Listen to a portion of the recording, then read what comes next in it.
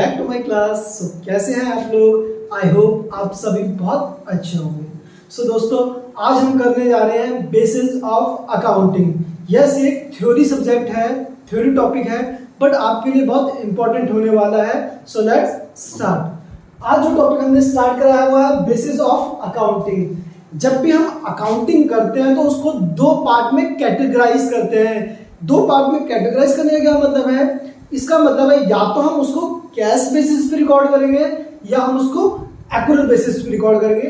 मैं आपको बताता हूँ कैश बेसिस ऑफ अकाउंटिंग क्या होता है और एक्यूरेट बेसिस ऑफ अकाउंटिंग क्या होता है। So cash basis of accounting वो अकाउंटिंग होती है जब आप कैश के बेसिस पर ट्रांजैक्शन को रिकॉर्ड करते हो। मतलब अगर कैश गया है तभी ट्रांजैक्शन रिकॉर्ड हुआ या एंट्री होगी, या कैश आया है तभी ट्रांजैक्शन को रिकॉर्ड किया जाएगा। और अगर हम बात करते हैं एक्यूरेट बेसिस ऑफ ट्रांजैक्शन, तो एक्यूरेट बेसिस ऑफ ट्रांजैक्शन होता है आपका खर्चा हो गया, कैश गया हो नहीं गया हो फर्क नहीं पड़ता। ऐसे ही आपने पैसा कमा लिया हो, बेशक आपको पैसा नहीं मिला हो, इससे मैटर नहीं करता, उसको हम कहते हैं एक्यूरेट बेसिस ऑफ अकाउंटिंग। अब मैं आपको करके बताता हूँ। हमने बेसिस ऑफ अकाउंटिंग को दो पार्ट में डिवाइड करा। पहला हमने बोला cash basis of accounting, cash basis of accounting. दूसरा बोला हमने एक्यूरेट बेसिस ऑफ अकाउंटिंग। ठीक है, आपने ये नाम पढ़ भी रखा, एक्यूरेट क्या होता है या एक्यूरेट क्या होता है, या हमने पढ़ भी रखा है। चलो कोई नहीं, मैं आपको दोबारा इसका पूरा मीनिंग बताऊंगा क्या होता है। सबसे पहले कैश बेसिस ऑफ अकाउंटिंग, जैसा कि मैंने आपको समझाया था, मैं उसको लिखकर बताता हूं क्या होता है cash basis of accounting. Cash basis of accounting is a system in which transactions are recorded when cash is received or paid।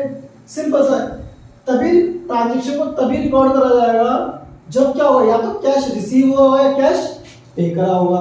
दूसरा चीज, अब इसमें हम बताते हैं कि इसका एक और मतलब क्या होता है। It means revenue is recognised when on receipt of cash, on receipt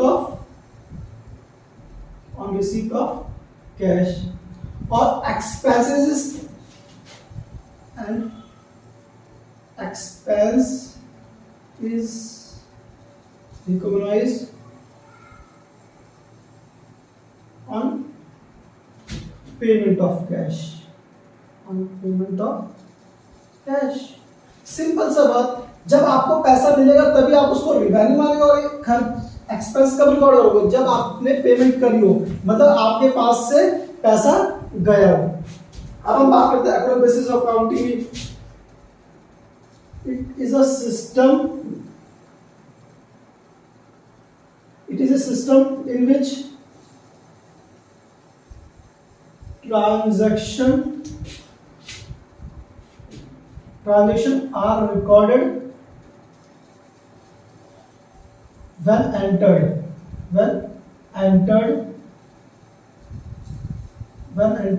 whether cash received or paid, whether is paid not।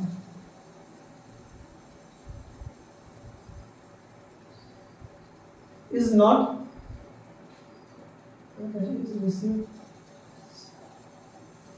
whether cash is received paid not। मतलब सिंपल सा, ट्रांजेक्शन कब रिकॉर्ड करा जाएगा, जब आपने एंटर कर दिया।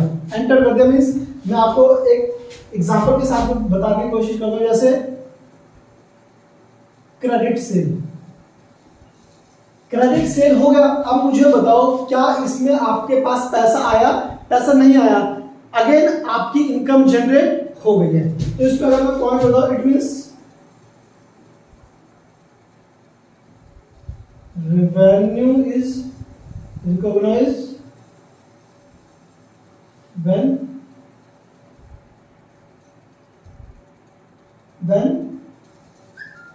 it entered। अगर आपने सेल कर दी तो आपको रिवेन्यू रिकॉग्नाइज कर लिया वेदर आपने कैश रिसीव कराओ या नहीं कराओ। दूसरा मतलब अगर कैश रिसीव करे तो भी इनकम है, और अगर कैश रिसीव नहीं करा तो भी इसमें इनकम माना जाएगा। इसमें सिर्फ कैश को रिकॉर्ड करता है, इसमें कैश और क्रेडिट दोनों को इनकम मान लिया जाता है, चाहे वो बाद में आपको रिसीव हो। दूसरा expense is recognised when it due. जैसे ही ड्यू हो गया, व्हेन इट ड्यू और पेड।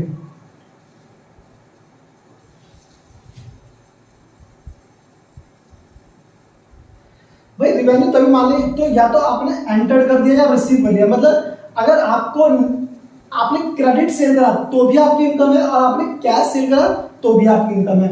एक्सपेंस कब होगा, ड्यू होगा, आपको देने हैं किसी को तो भी एक्सपेंस है, और आपने दे दिए तो भी एक्सपेंस रिकॉर्ड करा जाएगा इसमें।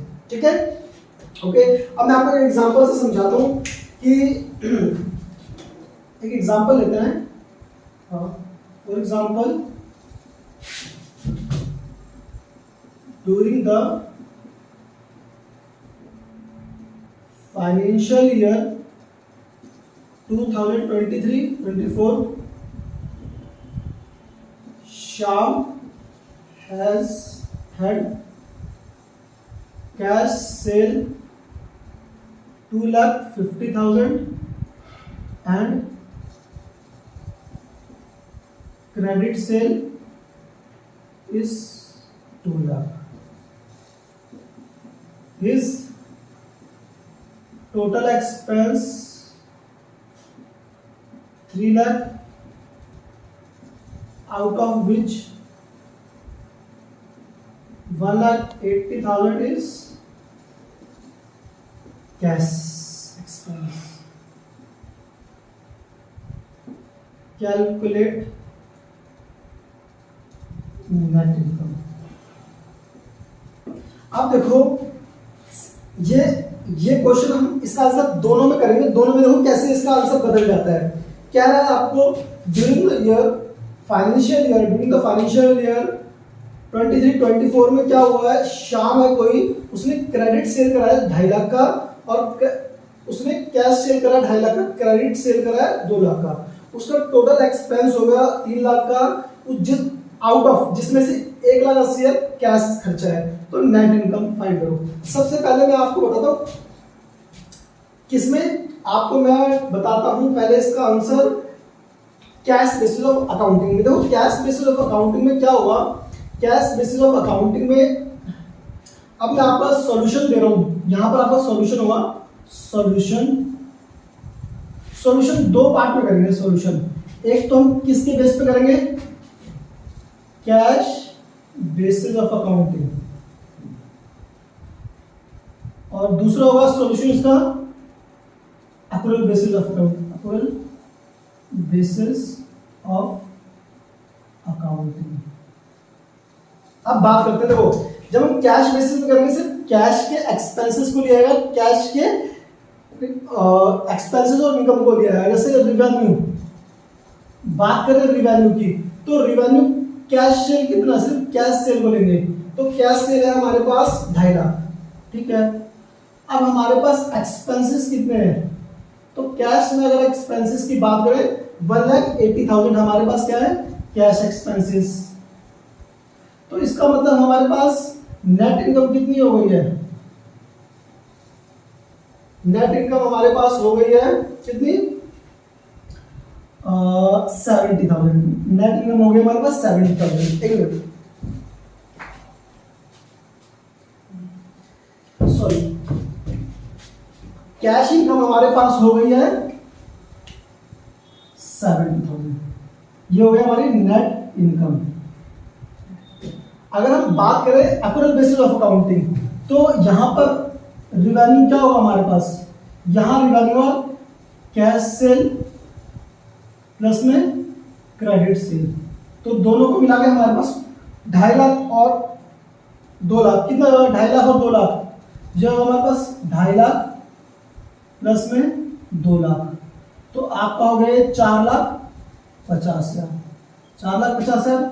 और आपका रिवेन्यू में से एक्सपेंसेस लेस कर दो, तो टोटल आपके एक्सपेंसेस कितने थे, 3 लाख के आपके एक्सपेंसेस थे, 3 लाख के आपके एक्सपेंसेस हुए। तो आप जब इसको लेस करोगे तो आपकी नेट इनकम आ जाएगी 1,50,000। कितनी आ जाएगी नेट इनकम, 1,50,000। तो ये आपका होगा कैश बेसिस अकाउंटिंग से सॉल्यूशन, और ये हो गया एक्यूरेट बेसिस ऑफ अकाउंटिंग से सॉल्यूशन। आई होप ये आपको बहुत अच्छे तरीके से समझ में आ गया होगा। अब मैं आपको इसका एक डिफरेंस बता देता हूं कि इसके डिफरेंस क्या क्या है।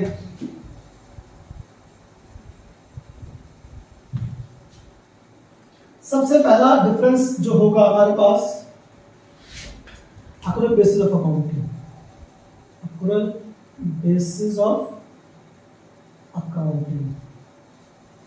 सबसे पहले करेंगे नेचर ऑफ ट्रांजैक्शन। अगर हम बात करें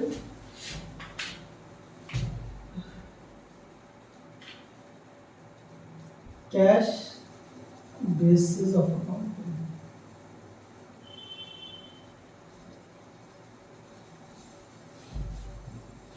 बात करते हैं बेसिस, नेचर ऑफ अकाउंटिंग। सबसे पहले बोलेंगे nature of accounting, nature of accounting. ये इट रिकॉर्ड्स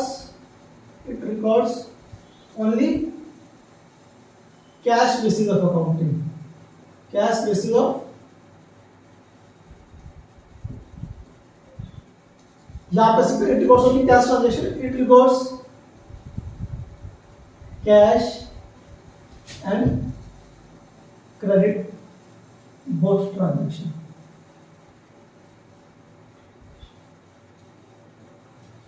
अब दूसरा हमारे पास आएगा इसका, आप मुझे बताना profit and loss, profit and loss. ये it determine correct profit and loss, correct profit and loss. It does not determine correct profit loss, profit and loss.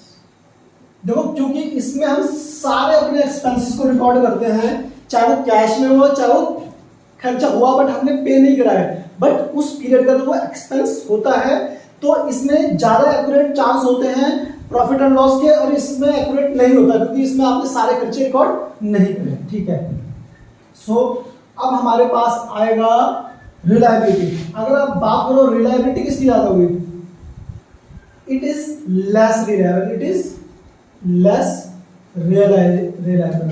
ये कम रिलायबल क्योंकि इसमें प्रॉफिट सही नहीं आता, ये लेस रिलायबल है, इट इज मोर रिलायबल। ठीक है, अच्छा सुटेबल कौन सा होता है, कहां सुटेबल होता है,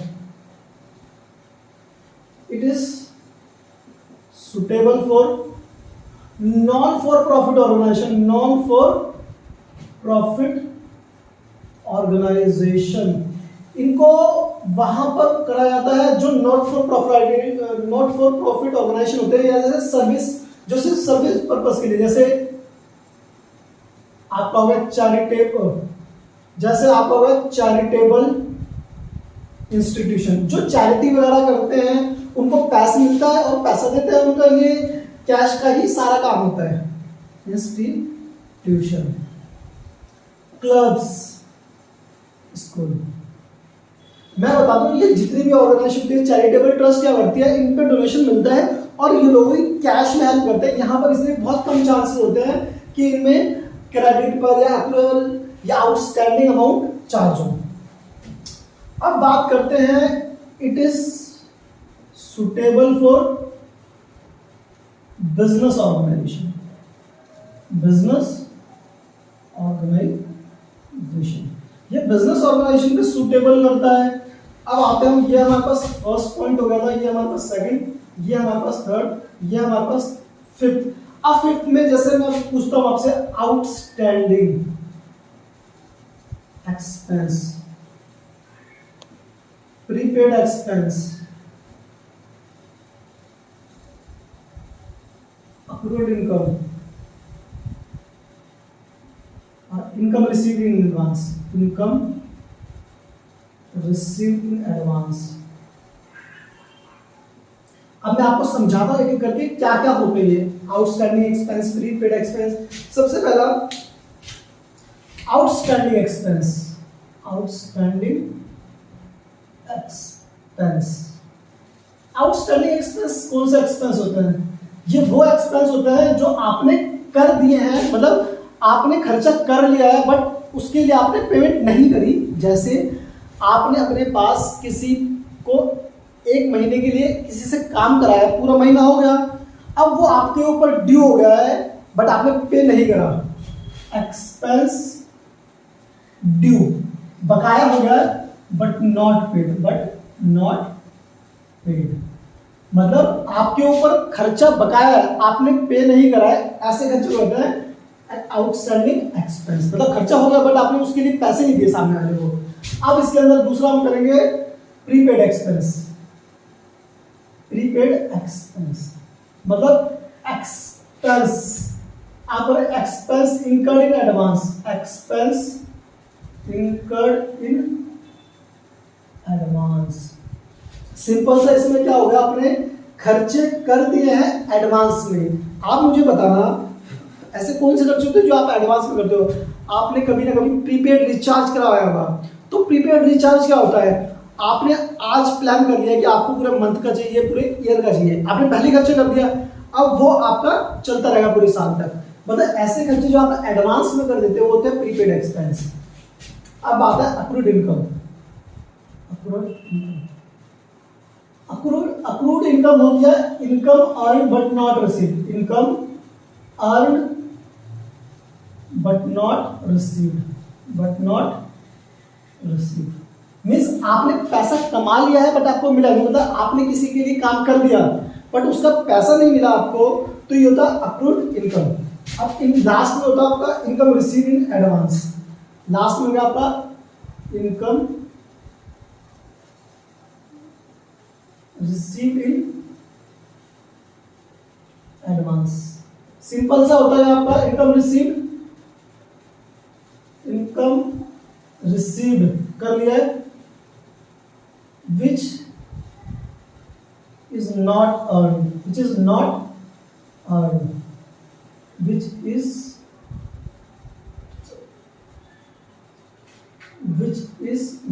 not earned। मतलब ऐसी इनकम जो आपने क्या कर लिया है, रिसीव कर लिया है, जिसके लिए आपने अभी जो कमाया नहीं है बट पैसा मिल गया आपको एडवांस में, ऐसी इनकम को कहते हैं इनकम रिसीव्ड इन एडवांस। आप मुझे बताओ कैश बेसिस ऑफ अकाउंटिंग इन चारों को किस में से किसके अंदर रिकॉर्ड करा जाएगा और किसको रिकॉर्ड नहीं करा जाएगा? क्या कैश बेसिस में इनको रिकॉर्ड करा जाएगा? बिल्कुल भी नहीं, not recorded in cash basis of accounting, not recorded in cash basis of accounting. और ये सारे रिकॉर्ड करे जाएंगे किसमें? Recorded in accrual basis of accounting, accrual basis of. ठीक है, तो ये सारे आपके डिफरेंसेस हो गए कि इसमें क्या डिफरेंस है। आई होप आपको हमारी क्लास बहुत अच्छे तरीके से समझ में आई होगी। अगर आपको हमारी वीडियोस पसंद आ रही हैं तो हमारे चैनल को सब्सक्राइब करें, लाइक करें, और आपको कोई भी डाउट हो तो हमारे कमेंट सेक्शन में कमेंट करके जरूर बताएं। Thank you.